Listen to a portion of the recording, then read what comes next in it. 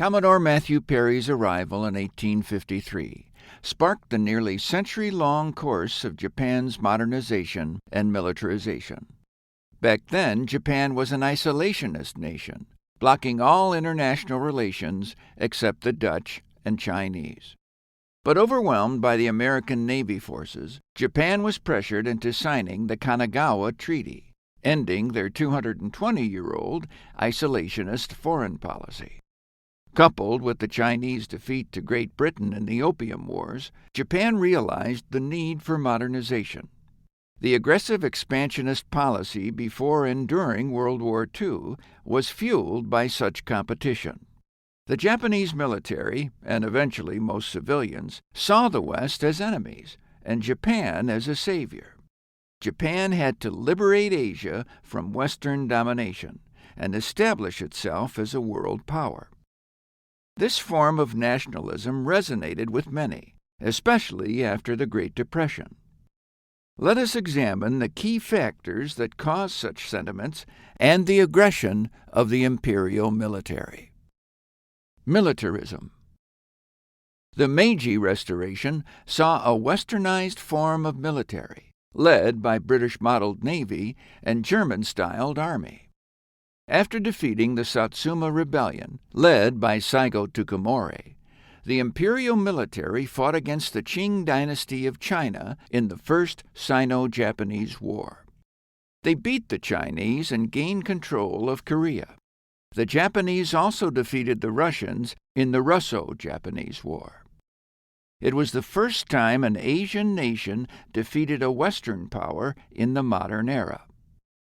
Japan had fully cemented itself as a nation equal to the West.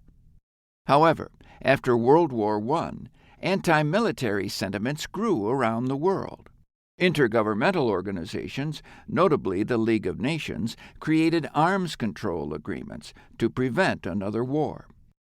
Coupled with the growing influence of the U.S. in Japan, the nation saw a rise in democracy and liberalism. But the Great Depression in 1929 ended these sentiments.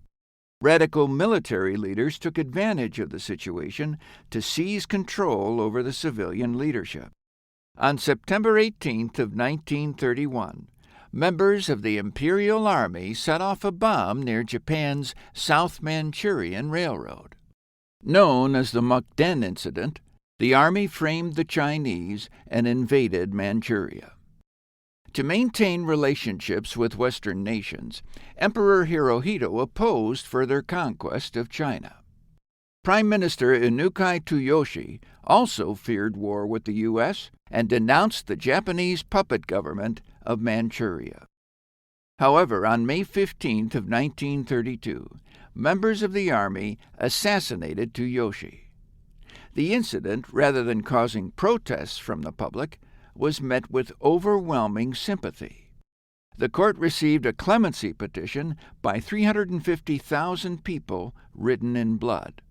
The judge, pressured by these supporters, gave the criminals a light sentence.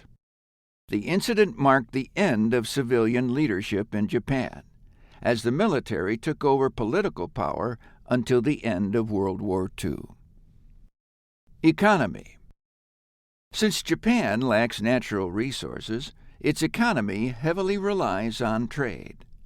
Thus, during the Great Depression, the increased tariffs of countries such as the U.S. and Great Britain crippled the nation. The prosperity it experienced during the Taisho era was flipped on its head, and suddenly Japanese people were scrambling to survive. The resource-poor country turned to Manchuria as a solution. By controlling the land, its resources, and people, Japan could improve its economy. During the Taisho era, while the country saw a rise in democracy and liberalism, the invasion was unpopular. However, during economic hardship, people became desperate.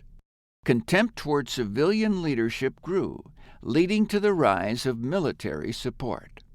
The situation grew worse when the U.S. issued embargoes on steel, iron, and oil after the Japanese invasions of Indochina. Since Japan was hesitant about a battle with Russia after experiencing an embarrassing defeat in the Nomonhan incident, they turned to Southeast Asia for new territory. However, their decision to wage war on the U.S. and Great Britain led to their downfall. Despite Japan's efforts in the South, mass starvation took place throughout the mainland and occupied countries. Ideology. Ultranationalist ideology began brewing during the Meiji Restoration. As the imperial military grew, expansionist and pan-Asianist sentiments grew as well.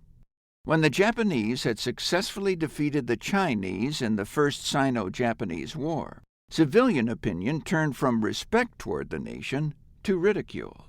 Even elementary school children made fun of the Chinese by calling them cowardly and weak. A similar attitude began to grow concerning the whole of East Asia. Coupled with traditional Shinto beliefs, the Japanese became convinced of their superiority as a nation and as human beings. Censorship was also implemented during the Meiji Restoration to prevent political uprisings. The government regulated all forms of media to present a pro-imperial and pro-military narrative. When activist movements and parties gained popularity, the government either banned or criminalized them, notably the Communist Party. The education system was also fully controlled by the imperial government. Educators fully instilled emperor-centered patriotism and xenophobia in every student's head. Lessons on basic military knowledge and combat became requirements, and punishments were inflicted on students failing to satisfy their duty. The regulation of education and mass media successfully formed national conformity. Thus, by the time Japan had invaded Manchuria, the general populace held pro-military nationalistic views. Activities and anti-imperial movements existed throughout the war, but it was no match to the overwhelming power of the imperial military.